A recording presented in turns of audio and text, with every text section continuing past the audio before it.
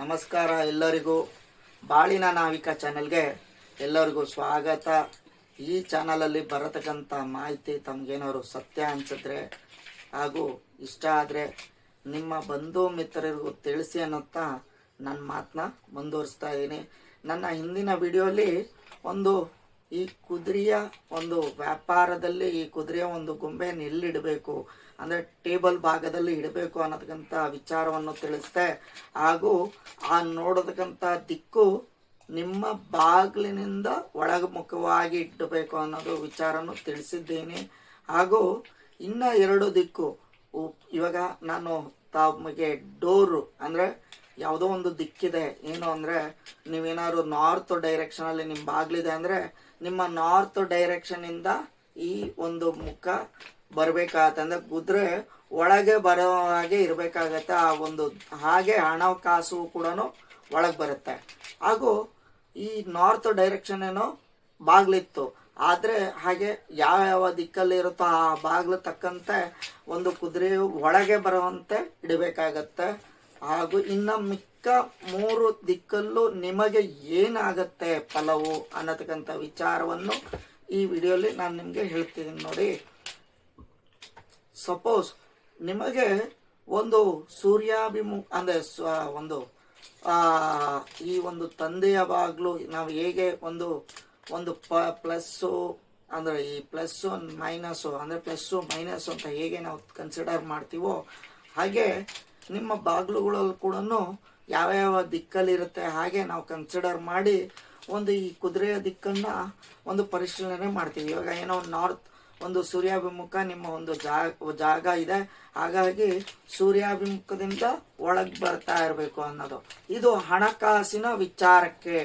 ಹಾಗೆ ಸಪೋಸ್ ನೀವು ಈ ನಾರ್ತ್ ಡೈರೆಕ್ಷನ್ಗೆ ಈ ಕುದುರೆ ನಿಂಗೇನೋ ಇಟ್ಬಿಟ್ರಿ, ಏನಾಗುತ್ತೆ ನೋಡಿ.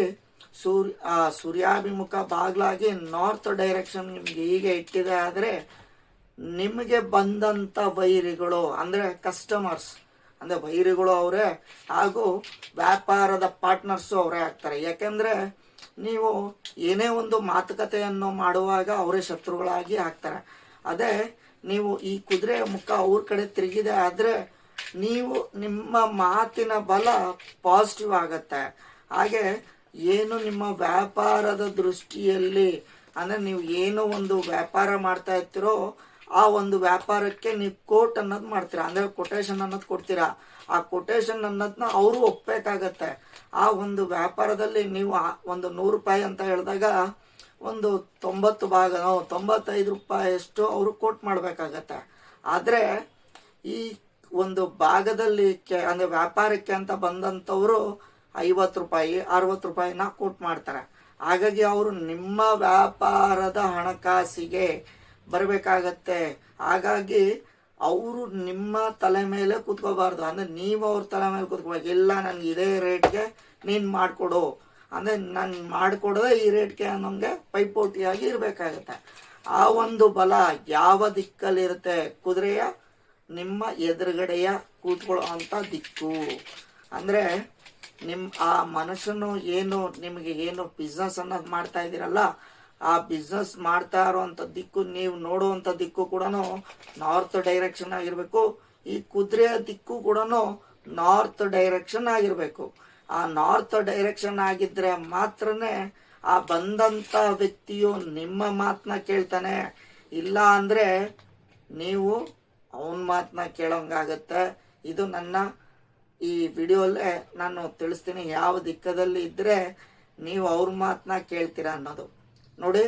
ಸೂರ್ಯಾಭಿಮುಖ ಇಟ್ಟರೆ ಸೂರ್ಯಾಭಿಮುಖ ಬಾಗಿಲಿದ್ದು ನೀವು ಸೂರ್ಯಾಭಿಮುಖ ಒಳಭಾಗಕ್ಕೆ ಬರೋ ಹಾಗೆ ಕುದುರೆ ಇಟ್ಟರೆ ಹಣಕಾಸಿನ ವಿಚಾರ ಇಂಪ್ರೂವ್ಮೆಂಟ್ ಆಗುತ್ತೆ.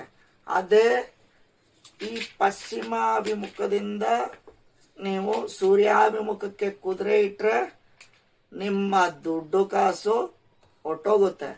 ಅದೇ ನೀವು ನಾರ್ತ್ಗೆ ಇಟ್ಟರೆ ನೀವು ಮುಂದೆ ಕೂತಂಥ ವ್ಯಕ್ತಿ ನಿಮ್ಮ ಮಾತು ಕೇಳ್ತಾನೆ. ಆದರೆ ನೋಡಿ ಇದೇ ಕುದುರೆ ಈ ಕುದುರೆ ಮುಖ ನಿಮ್ಮನ್ನ ನೋಡ್ತಾ ಇದೆ, ಇದು ಸೌತ್ನ ನೋಡ್ತಾ ಇದೆ. ಅಂದರೆ ಬಾಗಿಲು ಬಂದು ಈಸ್ಟ್ ಫೇಸಿಂಗಲ್ಲಿದೆ. ಈ ಕುದುರೆ ನಿಮ್ಮನ್ನ ನೋಡ್ತಾ ಇದೆ. ಹಾಗಾಗಿ ಏನಾಗುತ್ತೆ ಅಂದರೆ ಮುಂದೆ ಬಂದು ಕೂತಂಥ ವ್ಯಕ್ತಿ ಅಂದರೆ ಈ ನಿಮಗೆ ಬಂದಂಥ ಒಂದು ಕೆಲಸದವರು ಅಂದರೆ ಬಿಸ್ನೆಸ್ ಪಾರ್ಟ್ನರ್ಸ್ ಆಗಿರ್ಬೋದು, ಒಂದು ವ್ಯಾಪಾರದ ದೃಷ್ಟಿಯವರು ನಿಮ್ಮ ತಲೆ ಮೇಲೆ ವೇಗದ ದೃಷ್ಟಿಯಲ್ಲಿ ಅಂದರೆ ನೀವು ಎಷ್ಟೇ ಕೊಟ್ಟು ಮಾತಾಡಿದ್ರು ಕೂಡ ನಿಮ್ಮ ಕೈಯಲ್ಲಿ ಮಾತಾಡೋಕ್ಕಲ್ಲ, ಕುದುರೆಯಷ್ಟು ವೇಗ ಅವರು ಮಾತಿರುತ್ತೆ. ಹಾಗಾಗಿ ಈ ಒಂದು ದಿಕ್ಕು ಅಂದರೆ ನಿಮ್ಮ ಒಂದು ದಿಕ್ಕಿನ ಕಡೆ ಆ ಮುಖ ಇದ್ದಿದೆ ಆದರೆ ಅವರ ಒಂದು ಕೊಟೇಶನ್ ಏನು ಮಾಡ್ತಾ ಇದ್ರು ಅವ್ರಿಗೆ ದಕ್ಕತೆ ಹೊರತು. ಅಂದರೆ ನಾನು ನಿಮ್ಗೆ ಹೇಳಿದೆ, ಈ ದಿಕ್ಕು ಏನಾದ್ರು ನಾರ್ತ್ ಕಡೆ ಇತ್ತಂದ್ರೆ ನೀವು ಹೇಳಿದ ಮಾತನ್ನ ಅವ್ರು ಕೇಳ್ತಾರೆ. ಅದೇ ನಿಮ್ಮ ಕಡೆ ಇದ್ದರೆ ನೀವು ಅವ್ರು ಹೇಳಿದ ಮಾತನ್ನ ನೀವು ಓಕೆ ಮಾಡೋಷ್ಟು ಬರುತ್ತೆ. ಅಂದರೆ ಅವರು ಏನಾದರೂ ನೀವು ಕೋಟ್ ಮಾಡಿರೋ 100 ರೂಪಾಯಿ ಹೇಳಿದ್ರೆ ಆ ಬೆಲೆಗೆ ವಸ್ತುಗೆ, ಆದರೆ ಅವರು 50 ರೂಪಾಯಿ ಹೇಳ್ತಾ ಇದ್ದಾರೆ ಅಂದಾಗ ಅಲ್ಲಿ ವ್ಯಾಪಾರ ಕೆಟ್ಟೋಗುತ್ತೆ ಅನ್ನೋತಕ್ಕಂಥ ಭಯ ಹುಟ್ಟುತ್ತೆ ನಿಮಗೆ.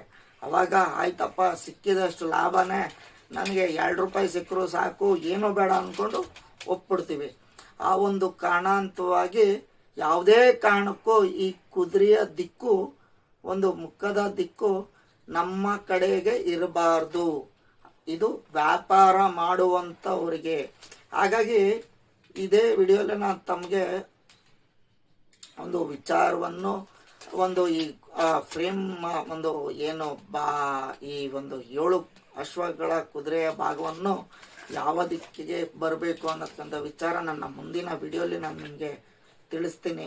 ಹಾಗಾಗಿ ಈ ವ್ಯಾಪಾರದ ದೃಷ್ಟಿ ತಮ್ಗೆ ಇಷ್ಟ ಆಗಿದೆ ಅಂತ ಅಂದ್ಕೊಂಡಿದ್ದೀನಿ. ಯಾಕಂದರೆ ಈ ಕುದುರೆಯಿಂದನೇ ಸಾಕಷ್ಟು ಬಲ ಹಾಗೂ ಅದೇ ಒಂದು ಲಾಭ ನಷ್ಟ ಅನ್ನೋದಕ್ಕಂಥ ನೋಡೋದಕ್ಕಂಥ ವಿಚಾರ ಈ ಕುದುರೆ ಒಂದಲ್ಲೇ ತಾವುಗಳು ನೋಡ್ಬೋದು.